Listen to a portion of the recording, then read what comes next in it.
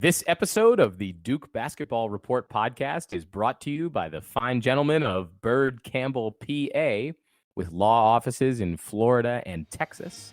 Bird Campbell means business.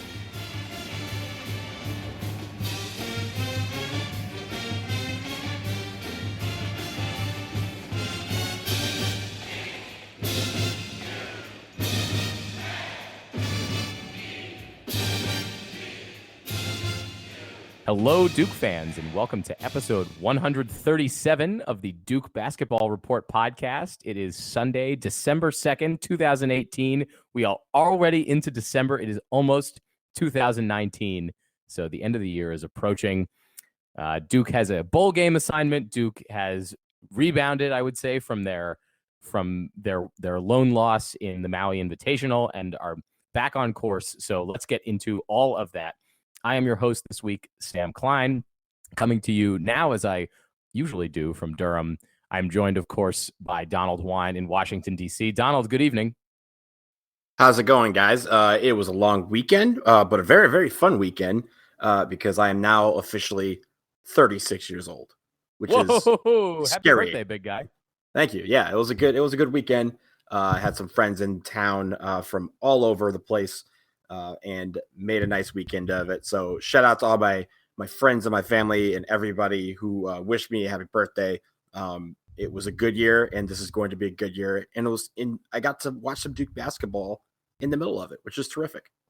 Always great. And in Atlanta, Georgia, Jason Evans. Jason, how you doing? All right, so I'm going to reach through the computer, through the internet, and strangle Donald for being scared of turning 36. Donald, I'm 51. 5-1. I can remember 36. It was glorious. My body didn't ache when I woke up in the morning. I mean, it was, you don't know how lucky you are. Wait until you get to be 45. Wait till you get to be 50, my friend. So then you complain to me. I don't know how you could do this if you can take the DeLorean back in time to find your old self, your younger self, I would say, and let him know to tell me how he does it, because my body is aching this morning. Guys, I'm still in my 20s for about 6 more months. I hate you both. I hate you guys. So Sam, this doesn't concern you. The 30s doesn't concern you. I'm coming for you. No, don't worry. I'm deteriorating quickly as well. So I'll get there. Just wait for me. Anyway, we can stop talking about the human condition and perhaps talk about something lighter, which is Zion Williamson in air, perhaps. So Duke had a pretty good week in basketball. We'll talk a little bit about the bowl selection at the end. Not as exciting as the basketball games, admittedly. So Duke beat Indiana on Tuesday. It was 90-69 in Cameron Indoor. Was it that close? It wasn't that close, was it? Yeah, it wasn't. It didn't feel like it. It wasn't really much of a contest in the ACC Big Ten Challenge. And then on Saturday, Duke hosted Stetson and the Hatters. And it was like 12-11 Stetson a few minutes into the game. And then Duke ended up winning 100. Then it was 90-11, I think. Yeah, and then it was 113-49 at the end of it. I said that maybe if Duke hadn't screwed around for so many minutes at the beginning of the game, they might have been able to triple Stetson. But unfortunately, all they did was over double, about 2.5 times Stetson's score, which is still pretty good.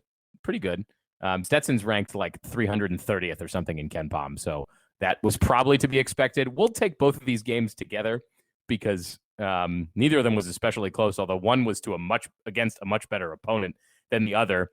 Jason, do you have any big, great takeaways from either of these games?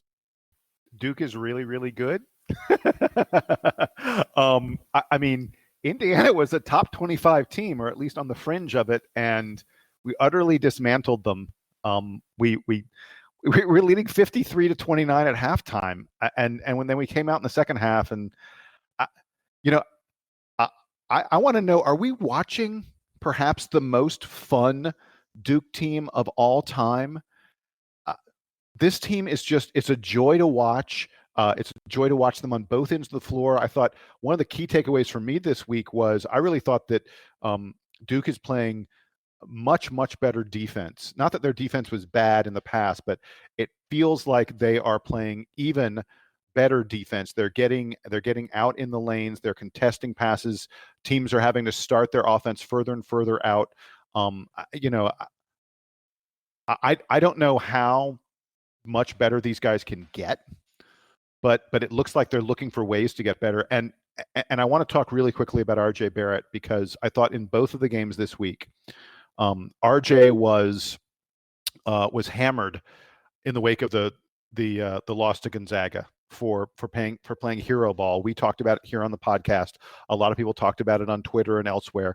Coach K thought it was so bad that he had a press conference where he after the Indiana game, he talked about how upset he was with Duke fans for not backing RJ Barrett. I really thought that RJ did a much better job of looking to involve his teammates. He had some sloppy ball handling against Indiana. I can understand that, because it's sort of hard to maintain your focus all the time when you're beating the snot out of an overmatched opponent. And can we, just for 1 second, can we dwell on that? An overmatched opponent. Again, Indiana, a Sweet 16 kind of team, certainly a round of 32 kind of team. They didn't look like they were on the same planet as the moment of that game, where it looked like they could really threaten this Duke team. And I feel like this Duke, I harken back. I'm trying to remember which one of you it was. I think, Sam, it was you that asked me about the 1999 Blue Devils. I mean, I ask you about the 1999 Blue Devils all the time, because yes. I feel like it's the comparison we always have to make to everything good, right? Yeah, and I feel like this club is starting to steamroll teams the way the 99 Blue Devils did. Now, let's be clear that the rest of the ACC is much better than it was in the ACC. Aside from Duke, was terrible. Only Maryland and North Carolina made the tourney that year, and the ACC is probably going to send 8-9 teams or so to the tournament this year. But it still feels like this is one of those Duke teams that doesn't mess around. It doesn't let lesser teams stick in the game for very long. I'm having a tough time seeing how we lose more than, maybe like at UVA, at UNC, maybe one other game this year that, will even be competitive. I just thought this Indiana win, we looked scary, scary good. Donald, what you got? Donald, wait, hold on, Donald. Let me pose this to you in a question, because I don't need us to keep drooling over how good this team is against mediocre opponents. Indiana's not mediocre. Indiana is not mediocre. They're not. Aware. The game was in Cameron. Let's Donald, who do you think should be the starters right now for Duke? Oh, that's a great question. That's what I want to know. So I'm going to break your question down and read between the lines, because you're not asking about the first four. You're asking about the fifth starter. I mean, look, if you had thoughts on anybody, even within what you would consider the first four, feel free to share them. I think Jack Thomas Bartholomew White should be starting. And I don't know who that's in place of, because I think that can change depending on who we're facing.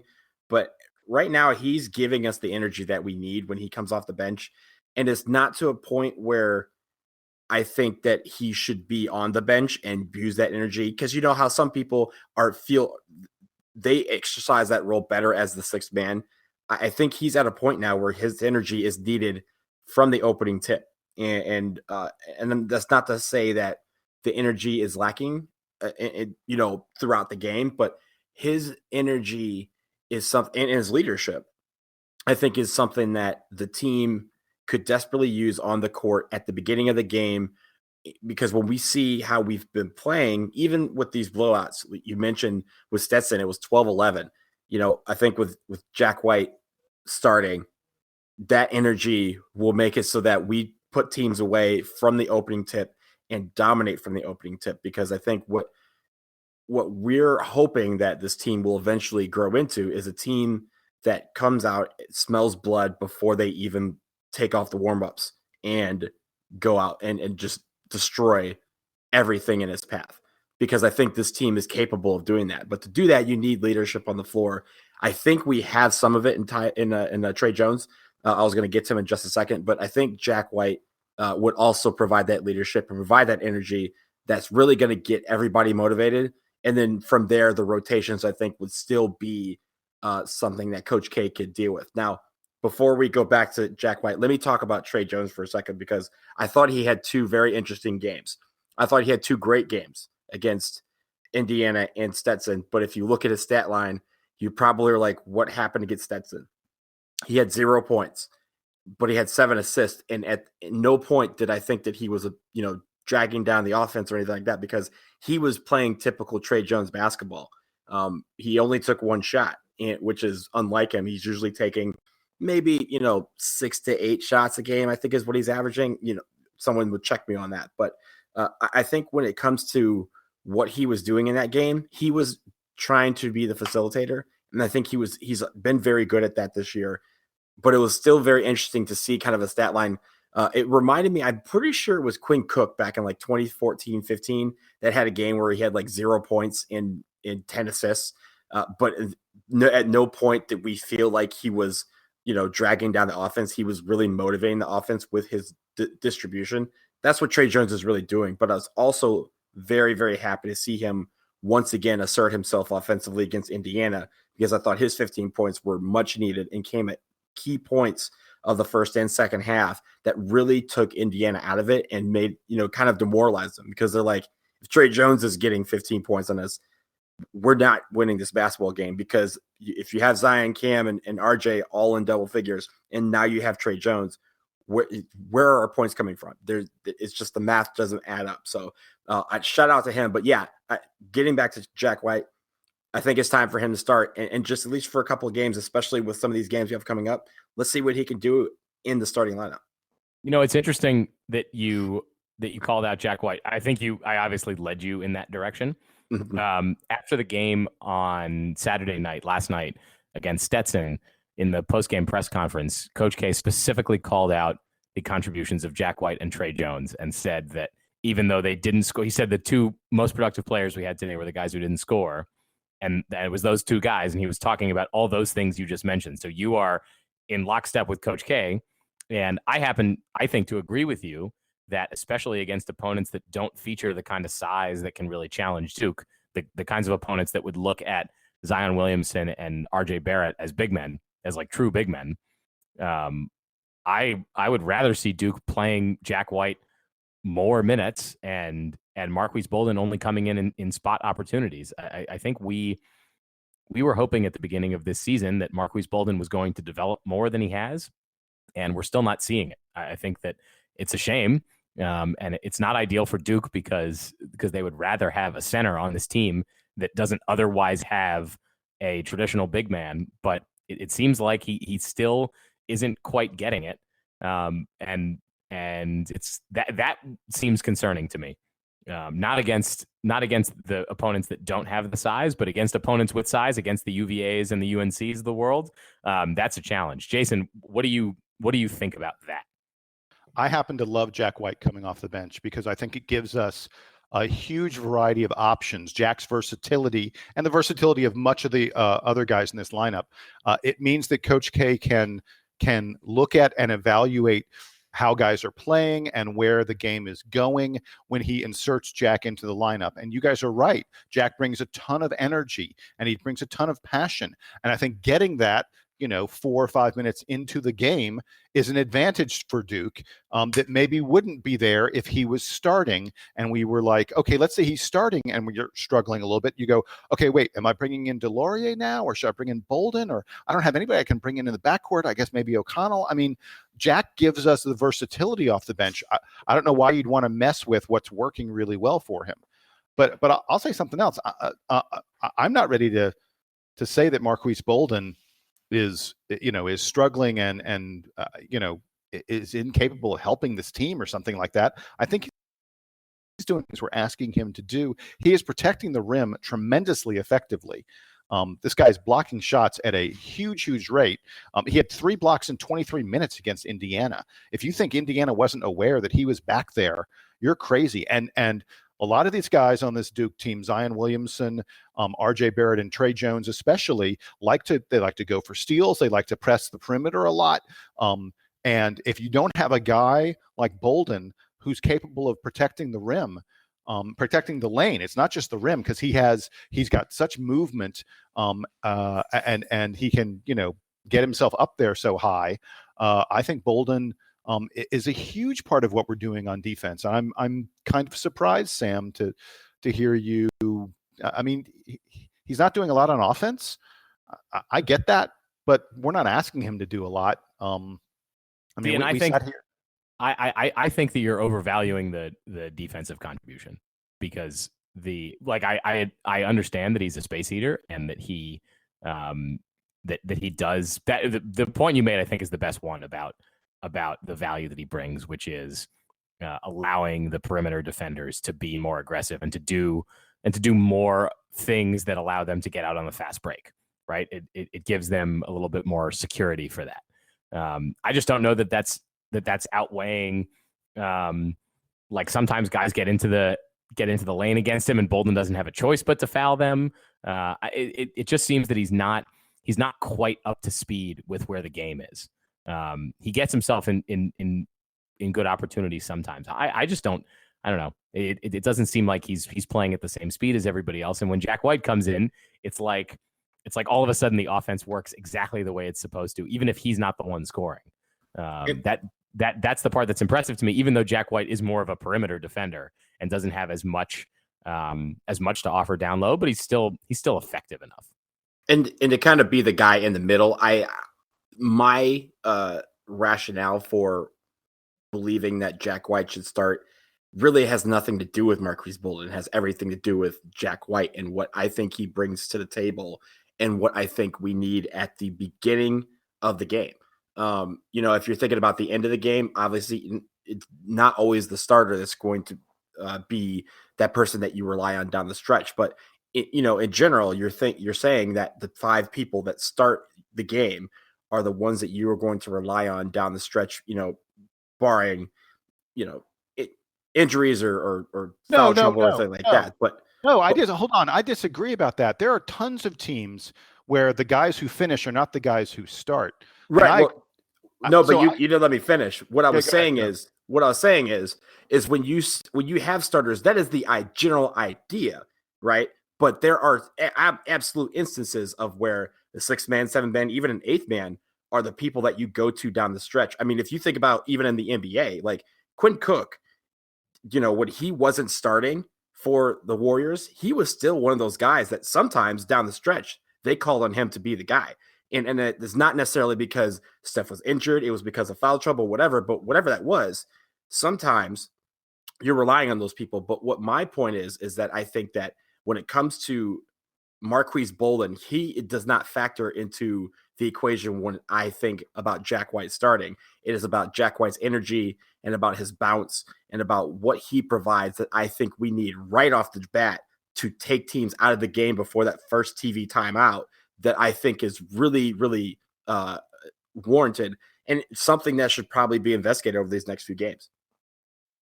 Look, I mean, if Coach K decides it, I'm fine with it. I want to be clear that I do think Duke's best lineup, if we're in close games down the stretch, I think that probably,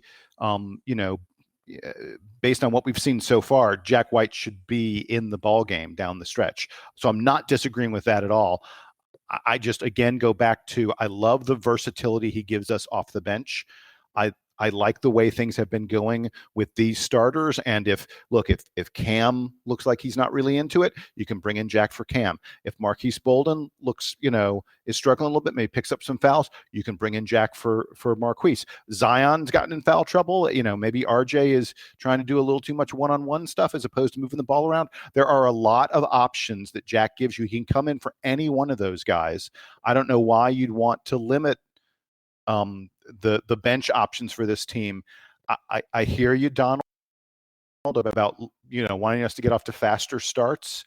I just love the role that Jack is playing so far, and if you look at his minutes played, he's playing starters minutes. He's playing as much as anybody on the team. So whether he starts those minutes at the 20-minute mark of the first half or at the 16-minute mark of the first half, I don't know that it makes that huge a difference, other than giving us a little more versatility to see where things are going at the start.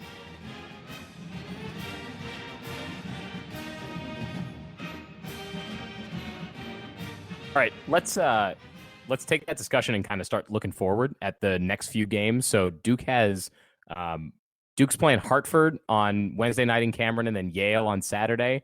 I figure that we'll see these next couple of games and then tag back up. Jason, is there, kind of thinking about the lineup and thinking about how there's still a little bit of tinkering going on?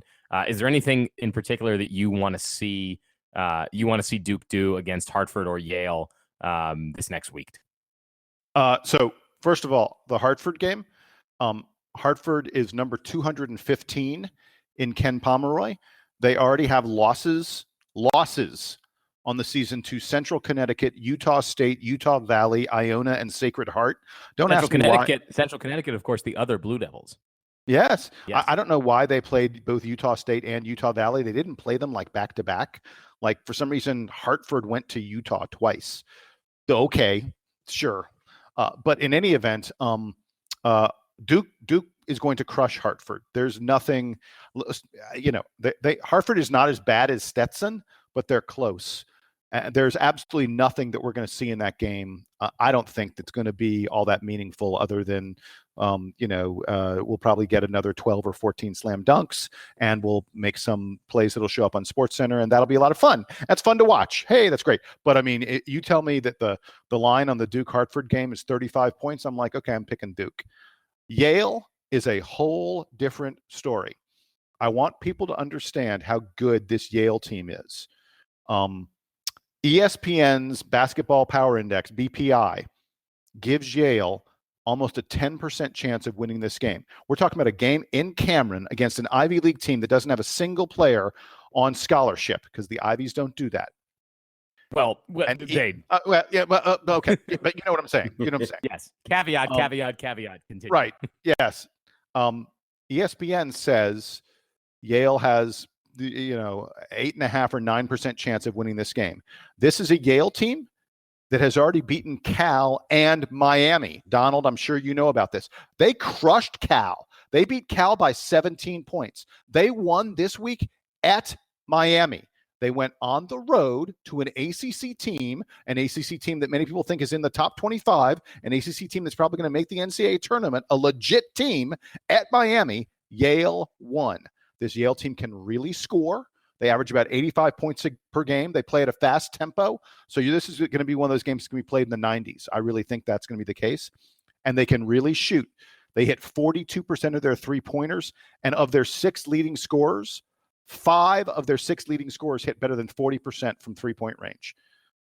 And the amazing thing is, against Miami, they only hit 22% of their threes, and they still won the game. They were down 15 points, and they just scrapped their way back. They kept on fighting. They kept on hitting the boards. They didn't let Miami get any offensive rebounds, really. It wasn't a matter of getting hot. It was a matter of just fighting. And this Yale team could be a legitimate, kind of a little bit threat for Duke. I'm really interested in seeing how we do against what's going to be a very, very disciplined team that knows how to hit perimeter shots in Yale. Donald, you're a Miami fan. Did you see what Yale did to Miami? I did see what they did. I didn't watch the game, but I did see what they did. But it kind of leads me to the point that I wanted to make about Yale, is that Yale is a tough team because Yale is always a tough team. I think you guys can go back to 2016, or as a 2015, 2016 season, where we played them in the early part of the regular season.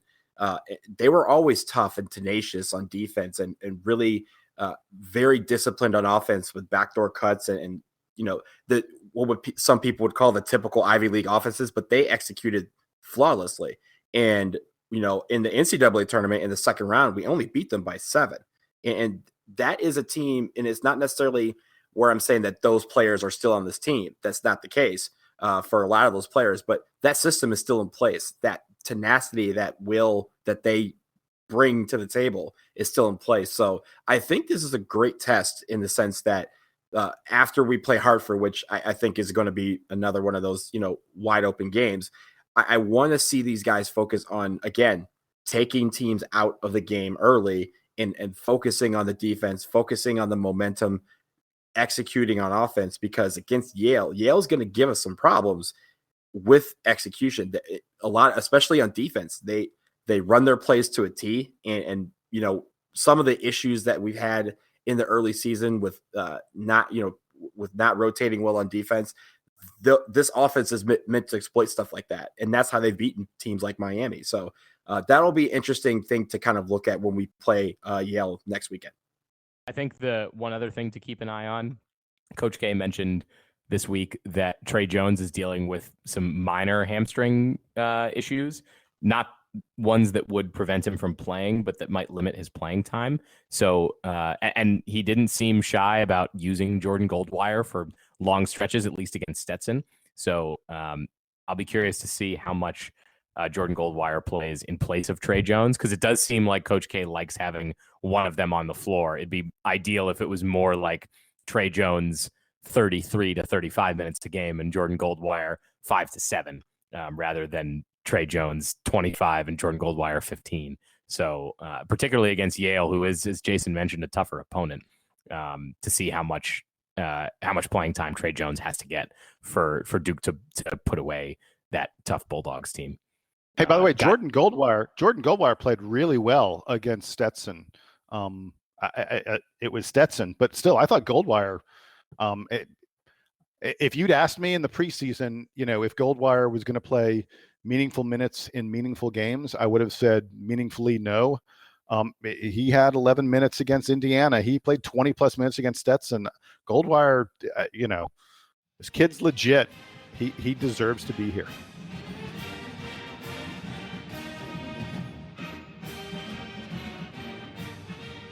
This episode of the Duke Basketball Report podcast is brought to you by the fine gentlemen of Bird Campbell, PA, with law offices in Florida and Texas.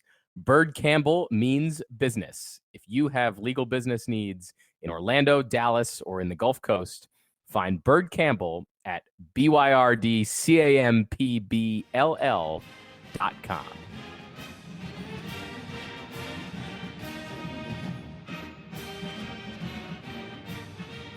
So, guys, before we wrap it up here, I did want to quickly touch on the football team who got their bowl bid today. Duke is going to be playing Temple in Shreveport on December 27th. I don't think any of us are going to be in attendance. Shreveport is somewhat of a hard place to get to during any part of the year, but especially on short notice. Thoughts, I guess, Donald, I'll start with you. Any thoughts about Duke's bowl selection, the end of the football season here? Anything else about bowl season that you wanted to touch on? I mean, I think in the end, when it comes to the bowl selection, we were kind of expecting us to be in one of these last bowl picks in the ACC tie-ins, with it either being Heart of Dallas Bowl or now the First Responder Bowl, the Gasparilla Bowl, or this Independence Bowl. I think it's going to be an intriguing matchup against Temple because we've never played Temple, but Temple is a pretty decent team. I don't know if you guys have seen them play football this year, but they have been a pretty tough out for teams this year. But one thing that's kind of interesting about the Independence Bowl on our front is that David Cutcliffe, the coach, is in the Hall of Fame for this bowl game, because with Ole Miss, he has gone to this bowl game and won 3 times. So he is familiar with Shreveport, and I'm sure he's familiar with all the, I won't say hoopla, but all of the things surrounding this particular bowl game, because he's been here 3 different occasions. So I think that would be something that kind of ties in well, and hopefully will motivate our guys to get one last win of the season in Shreveport. All right, Jason, quick thoughts on Duke's bowl selection. So I'm not sure if you guys are aware, but all the great songwriters, if you go throughout history, the greatest every single one of them have aspired to write beautiful, wonderful, amazing songs about Christmas in Shreveport. Either that or they haven't. I was like, Shreveport. I was like, where is he going with this? I was like, what is he doing with this? Shreveport? Oh, God. No, there will be literally dozens of people in attendance, I think. That's all I have to say. Look, wait, hold on. I'm glad. Hey, making a bowl game matters. It's good that we made a bowl game. Getting a chance to get 8 wins is a really good thing. The extra practice, I know Cutcliffe loves the extra practice. These are all good things. Shreveport. To be fair, Shreveport is only like a 3-hour drive from my parents in they live in Dallas Fort Worth. So if I'm going down there for Christmas, but I have to be back here for work like right after that. So I am going to miss this game. But if it used to be one of those games that was on the 26th, and if it was on the 26th, I would have made it because it would have been a quick day trip over to the game and then back in time for me to get back for work. But with it being on the 27th, I'm gonna have to watch this one on TV, boys. Sorry, guys. I've got Duke friends in New Orleans who said they weren't going, so I was like, well, but they're in New Orleans. New Orleans. I am the greatest city on the earth. I am sure that that the Shreveport Chamber of Commerce will be upset at me for saying this. And there are probably people there who are Jason. We're missing out on valuable advertising dollars here. Yes, I'm sure there are people in Shreveport who are delightful, who never, ever, ever want to leave. It's probably a wonderful community, but there is no better argument for the fact that there are too many bowl games than the fact that there's a bowl game in Shreveport.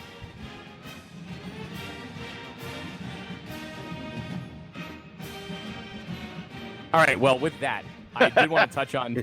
I want to touch on one more basketball topic before we get to parting shots.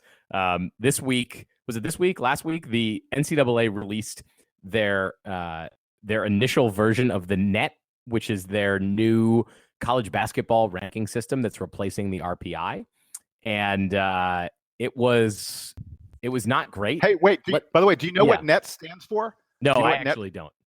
Donald, do you know what it stands for? Nope. It's a good acronym. It is. It stands for not exactly thinking. Yes, very good. That was good. Yeah. Jason, why don't you inform the people a little more about the net? I have a question for the NCAA. Why did you release this early? The data. No, wait. Stop. Go deeper than that. Why did they release this? No. Because it. I believe in transparency, and I think it's good for us along the way to be able to track and see these kind of things. Look, the bracketologists, they desperately want more information. They want to know what the NCAA is going to be looking at, what the selection committee is going to be looking at in the room, and the net is going to be one of the key things that they look at. I don't know why. What idiot? What fool in the NCAA's PR office or whatever the hell they decide these things, who decide to release the data at this point? Because right now, with this many games played, the data is mush. It's nothing. It doesn't, okay, so you're going to love this. So Oregon was number 39 in the initial rankings of the net. They played a game against Texas Southern. They should have won. They lost that game. They fell because they lost that game to Texas Southern. They had been 39. Do you know how far they fell? They fell 70 spots in the rankings. They fell from 39 to 106 because of one game. Iowa fell from number 15 to number 28. Do you know why Iowa fell from 15 to 28? They didn't play a game. They fell because they had beaten Oregon, and now suddenly the net decided that Oregon sucked, and so the net dropped Iowa by 20 spots. What is the NCAA doing with this thing? The rankings are they're totally crazy at this early point in the season, and what's even worse, there are a number of really good rankings out there. ESPN does the strength of record. They do the BPI. Ken Pomeroy has rankings. Jeff Sagarin has rankings. All of those folks have put a lot of time, thought, computer power. They put stuff into coming up with their rankings. The NCAA, I think, the end at all those other models, and they went, oh, there are a lot of good ideas in there. We'll use some of those, and then we'll not use some other really good ideas. Do you know that this ranking system, the net, it's so friggin' stupid that they have offensive and defensive efficiency? That's a good thing. That's what Ken Pomeroy is all about, offensive and defensive efficiency. But the net, the way the NCAA has put it together, they don't care who you are playing. There's no allowance in the rankings for your opponent for those offensive and defensive efficiency things. So if you shoot really well against North Carolina, it's the same as if you shoot really well against Coastal Carolina. That makes no sense at all. And the last thing is, remember when this came out? Remember when they first announced this back in the spring, I think it was, or early summer. And I was here on the podcast talking about it, and I ranted about the margin of victory cap that they have. The NCAA put an incredibly dumb 10-point cap on margin of victory, which means that when Duke beat the bejesus out of Kentucky by 34, as far as the NCAA was concerned, as far as the net was concerned, that's like Duke won by 10 points. To say that that game is basically the same from a competitive standpoint as the game where we beat Auburn by 6 is absurd. And it shows how flawed the net is. And I just hope that the NCAA selection committee folks will listen to everyone, because there's no one defending this thing. Everyone says it's dumb, it's stupid, it's flawed, it doesn't make any sense. I hope that they will listen to the chorus of every other smart person in the country saying the net sucks, and that they will disregard it when it comes time to seed teams. I just don't get why they would take, like you said, Jason, there are so many good established, respected metric systems, like tracking systems like KenPom, which we talk all the time about on this show, and the Sagarin rankings and BPI, all of which are considered like mature models. And the NCAA, as you said, is just like, well, we'll just make up our own, and it probably won't be as rigorous. That's the part that's so frustrating. And I'll tell you something interesting. Nate Silver of 538. Nate Silver is one of the smartest statistical people around. He may be the smartest statistician guy that there is out there. And Nate loves sports. Nate is really circumspect. Nate Silver is not someone who makes brash statements. He's not like me. He doesn't, get in a froth. He doesn't say things unless he's really examined them and he's really thought about them. Nate Silver, when the NCAA released the net, he came out on Twitter and just blasted it. And again, this is not a guy who does hot takes. This is not a guy who says things casually that he has to take back in the future. He said it's incredibly flawed. It's like it's designed to fail. And for Nate Silver, perhaps you missed the kicker. Yeah, go. He called it the worst ranking system of all time. There you have it. He led with that. And that tells me this. He led with that. This thing is really a big problem. Well, I think for me, they've got what, 3 months to fix it, 4 months to fix it. Well, they can just ignore it if they choose to. If they're smart, they'll just ignore it. They are also given Ken Pomeroy's rankings. They're also given the BPI, and I think they're also given the Sagarin rankings, as well as the polls. I don't know why they need their own ranking anyway. Just use Pomeroy and the BPI. Donald, why don't you finish this up here? Yeah, I mean, when I said they shouldn't have put it out, because like you guys have said, there's so many great ones out there that people already look to. They already use them, as you guys are saying. They already kind of look at these like Sagarin and KenPom. But at the end of the day, let's just go back to Jason's example for a second.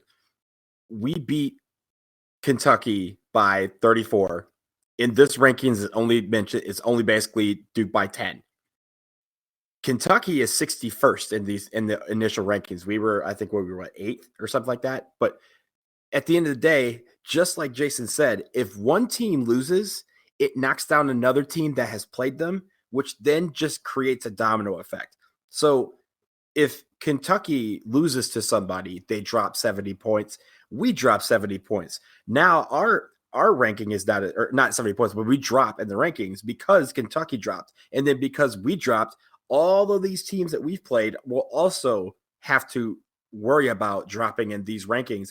And we're not, I think the NCAA is just, they should be smarter than that. Like, they should know that when they have a ranking system that lists Loyola Marymount as the number 10 team in the country, I don't care what the record is, the eye test has to account for something. And I think when it comes to these rankings, they put them out and expected people to just go ahead and respect them. But there's so many other ones out there. It was so bad, the discrepancy between them, that they just have to, they have to consider starting that over. But at the same time, I feel like when it comes to the room, I hope that there are people in that selection committee room who are smart enough to look at these rankings and go, we have to consider something else. Donald, you're giving them a lot of credit, and I know. I'm basically putting it out there as a hope and a prayer. Exactly. All right. I think that's enough on crummy rating systems. We will certainly touch on the net again. But let's finish up here as we always do. We'll do player of the week picks, and then we'll do parting shots. So, Donald, I'll start with you. Give me your player of the week. So I was going back and forth today between RJ Barrett and Zion Williamson. And in the end, I went with Zion Williamson for one new reason. He only missed 6 shots. I mean, we could talk everything else about these beasts, but when you only miss 6 shots a week, you got to be player of the week. Jason, do you agree with Donald, Zion Williamson? He had a fine week. He's a beast. He's amazing. My player of the week, I want to talk about a statistic first. So the stat is assist to turnover ratio. The way you derive the assist to turnover ratio is you put the assists on the top and the turnovers on the bottom, and you divide. It's a real simple kind of thing. But you know what? You can't do an assist to turnover ratio. It's not possible. The math doesn't work if your turnovers are 0, because division by 0 is undefined. It can't happen. You know who had 0 turnovers this week? Trey Jones, our point guard. You know how many assists he had? How about 15? 15 assists and 0 turnovers. Is that good? That's silly. That's great, crazy. That's just a wacky number for a point guard. 15 assists and 0 turnovers? Oh, and by the way, he is the anchor. He is the focus. He is the beginning point of the defense that Duke is playing that, according to Ken Pomeroy, is the 3rd best defense in the country. Trey Jones was my player of the week. All right, so I'm going a little out there for my player of the week pick, and it's partially because of his performance against Stetson, but also because I'll give the quick background. I was filling in for the guys over at WXDU on press row on Saturday night against Stetson, so I was sitting in the front row in Cameron, which was very cool. My first time getting to do that. So first of all, thank you to WXDU for giving me that opportunity.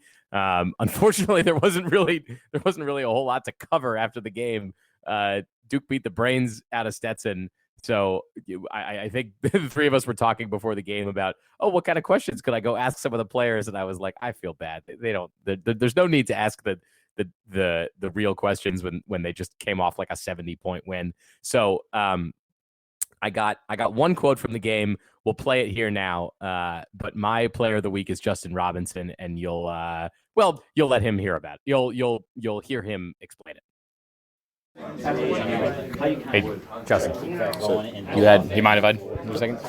You had 13 points tonight. You didn't miss a shot, but your dad caught one pass. Who had the better day?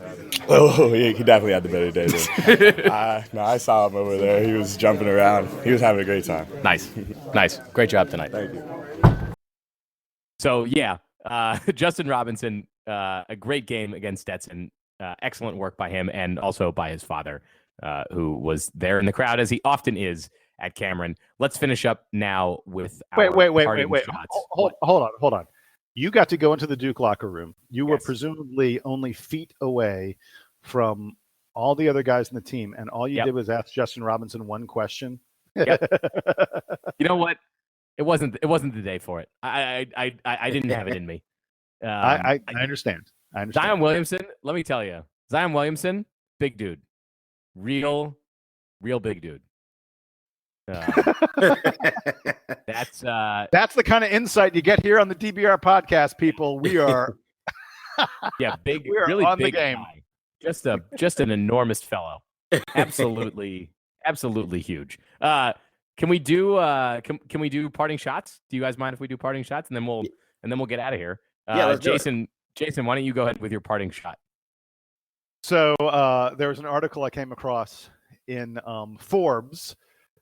Forbes magazine was writing, and Forbes has predicted that that Zion Williamson will earn, ready for the number, $1 billion during his professional basketball career. $1 billion. Forbes points out that the $1 billion figure has only been done 3 times. Michael Jordan, Tiger Woods, and Floyd Mayweather have each earned $1 billion. It's believed that LeBron James will get to $1 billion before his career is done. This is not just salary; this is also endorsement dollars. But this writer for Forbes says that Zion Williamson will join that $1 billion club, and it's not just about his ridiculous basketball abilities. They point out it's because he's so likable, he's so charismatic, he's smiling all the time. They say that the endorsement folks out there, the people who are looking for athletes to hawk their products for them, they're going to be beating down the door to get to Zion Williamson the moment he leaves Duke and the moment he is legally, according to the NCAA, allowed to talk to these people. And I just wanted to say that I think we're really lucky to have him for the time we have him. He's so much fun to watch. And at first, when I read this article, I was like, $1 billion, that's just crazy. You have no idea how good he's going to be. And then I kind of think about it a little bit, and I'm like, yeah, $1 billion, that sounds about right. Zion, enjoy it, baby, because you got a lot of money coming to you. There will be stories about the war for Zion's shoe contract. Believe it. Oh yeah. I can't wait. Maybe it's already locked up and maybe he's already signed, sealed, delivered to Nike. But in the event that he's not, oh boy, we will hear about it. And I'll predict right now, whatever contract it is he signs will set a record for a rookie. Look, he won't, absolutely. It won't surpass what Steph Curry is making from Under Armour. By the way, Steph supposedly has made Under Armour like $2 or $3 billion. There are other huge contracts. Certainly, Tiger Woods and Michael Jordan, the deals that they had with Nike, where they have a piece of the brand, the Jordan brand and the Tiger Woods brands, are worth many, many billions of dollars. But for a rookie, Zion Williamson is going to. I won't be surprised if it's upwards of $5 million a year. And it's worth noting that DeAndre Ayton, who was the number one pick in the draft last year, just signed a $1 million a year deal. I think Zion will be $5 million. He may even be as much as $10 million a year. All right, Donald, what do you got? First of all, most importantly, Zion Williamson, I am a size 11. So if some fell off the back of a truck, just, send them to me. I'll try them on, make sure they fit.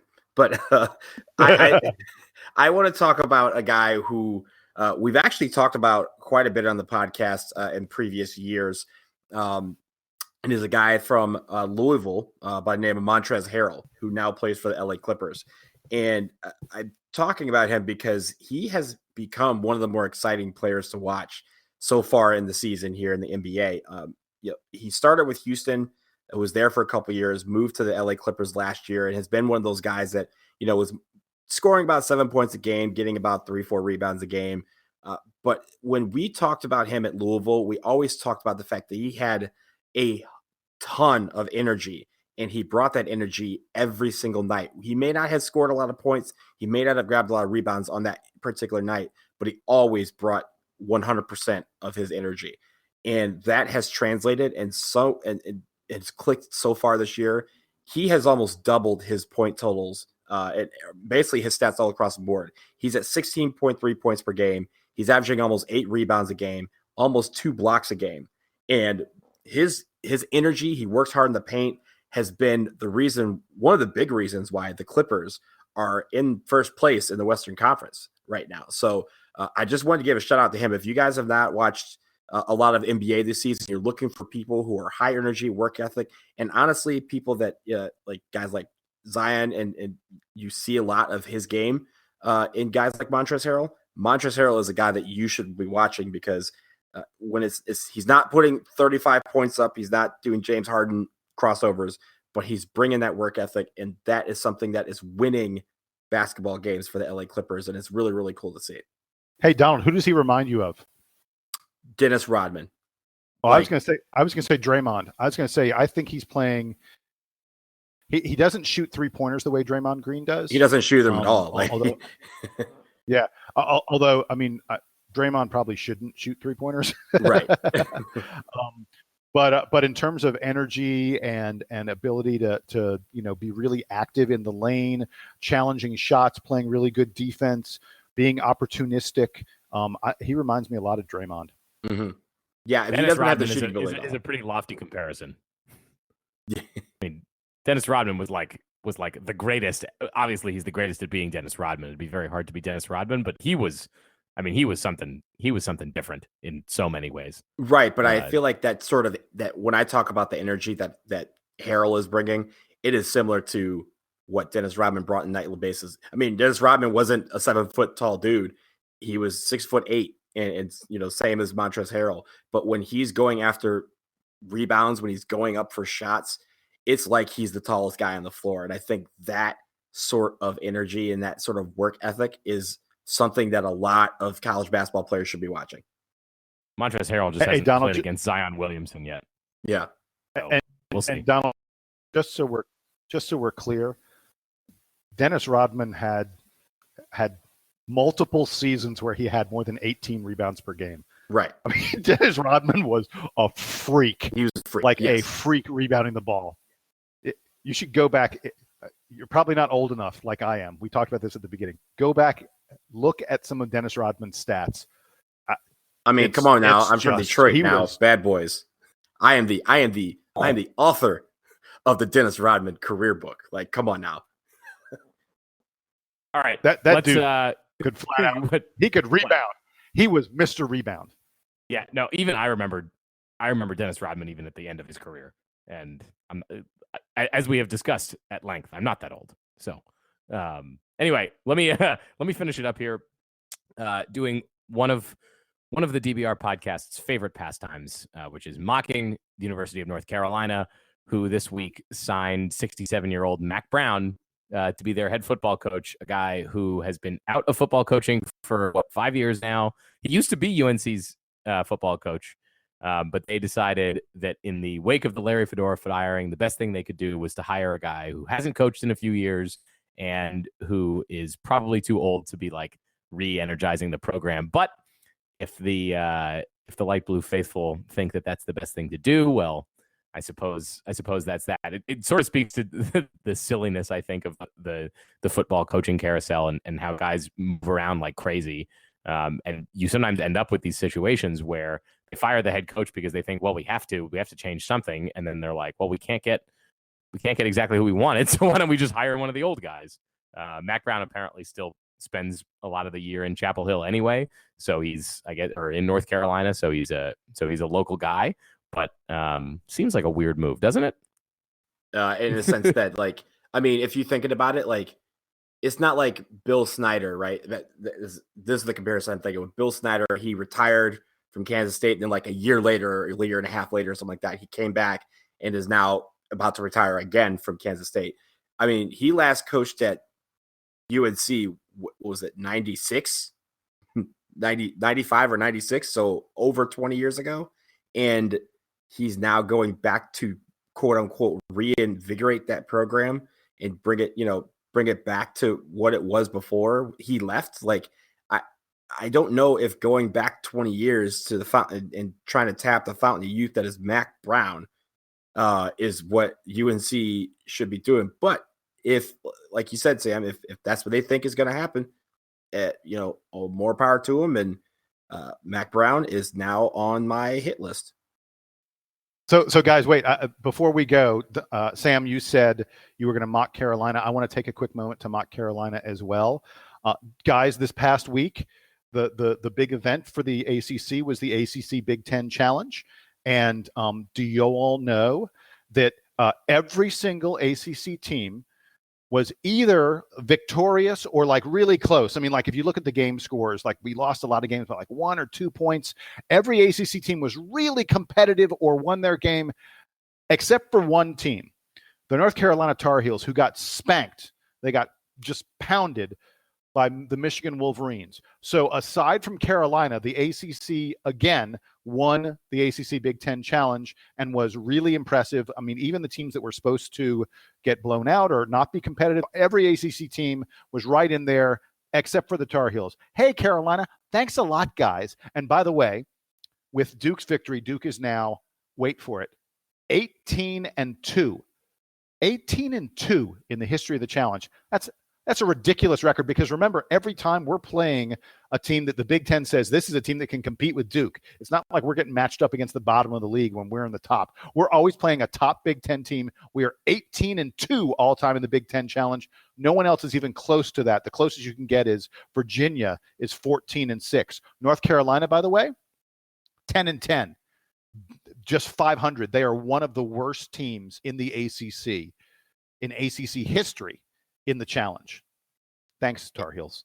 And a couple of things. One, when you're thinking about that stat, I think the part that says we're 18-2 isn't the most, it's not the biggest thing for me. The one that was the biggest part of that was the fact that we've been doing this challenge for 20 years. It just doesn't seem like it's been going on that long. But just the fact that we've been just so dominant in this series has been incredible. Another fun note, Maryland has not won in the ACC challenge since they switched to the Big Ten. Maybe that's karma. That's a good one. Yeah, maybe that's karma. Yeah. But they have not won since they made this old switcheroo. And maybe they should be playing more ACC games because they're not good at them at all.